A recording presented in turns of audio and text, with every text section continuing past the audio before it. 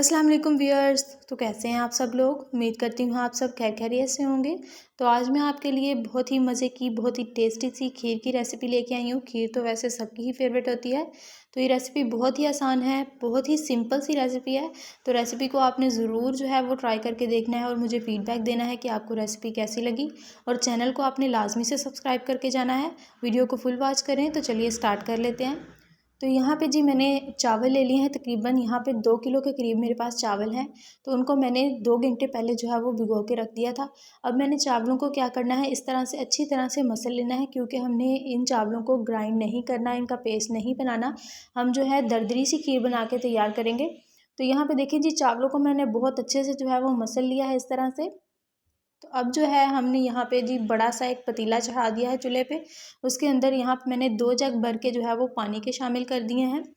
तो इतना जितना पानी मैंने ऐड किया है, इतनी ही क्वांटिटी के साथ आप बनाएंगे तो आपकी खीर बिल्कुल परफेक्ट बन के तैयार होगी। पानी ऐड करने के बाद यहाँ पे जो मैंने चावल मैश किए थे वो ऐड कर दिए। अच्छी तरह से हम इनको मिक्स कर लेंगे और चावलों को जो है वो हमने अच्छी तरह से बॉयल कर लेना है, अच्छी तरह से इनको जो है गला लेना है। और यहाँ पे चावल हमारे अच्छी तरह से गल जाएंगे तो फिर हमारी खीर बहुत ही क्रीमी सी बन के तैयार होगी। तो कवर कर देते हैं और चावलों का बॉयल करने तक वेट करते हैं। तो यहाँ पे देख लीजिए, चावल अच्छी तरह से बॉयल हो चुके हुए हैं। तो ये जो खीर है ये तकरीबन 1 घंटे के अंदर बनके तैयार हो जाएगी, और ये ज़्यादा क्वांटिटी में हम खीर बना के तैयार कर रहे हैं। तो बहुत ही टेस्टी सी और बहुत ही मज़े की तैयार होगी। तो यहाँ पे देख लीजिए, चावल अच्छी तरह से गल चुके हुए हैं। तो ये देखिए कितना अच्छा सा चावल जो है वो कुक हो चुका हुआ है। तो अब यहाँ पे हम जो है 15 किलो के करीब यहाँ पे मेरे पास बिल्कुल प्योर मिल्क है, क्रीम मिल्क है मेरे पास। तो इसको मैंने ऐड कर दिया।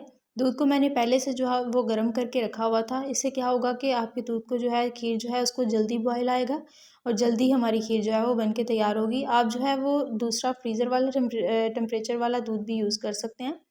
तो अच्छी तरह से दूध को जो है वो हमने चावलों के साथ मिक्स कर देना है, ताकि चावलों की कोई भी जो है वो गुठलियाँ वगैरह ना बने। तो यहाँ पे मैंने 3 से 4 इलायचियाँ जो है वो ऐड कर दी हैं। मैंने साबुत इलायची ही ऐड कर दी है। तो खुद ब खुद इसका फ्लेवर जो है वो खीर में आ जाएगा। अब थोड़ी से जो है वो चावल ठंडे थे, तो इसमें मैंने जो है बीटर को इस तरह से चला देना है ताकि चावल हमारे अच्छे से घुल जाएं और हमारी बहुत ही क्रीमी सी टेक्सचर की खीर जो है वो बन के तैयार हो।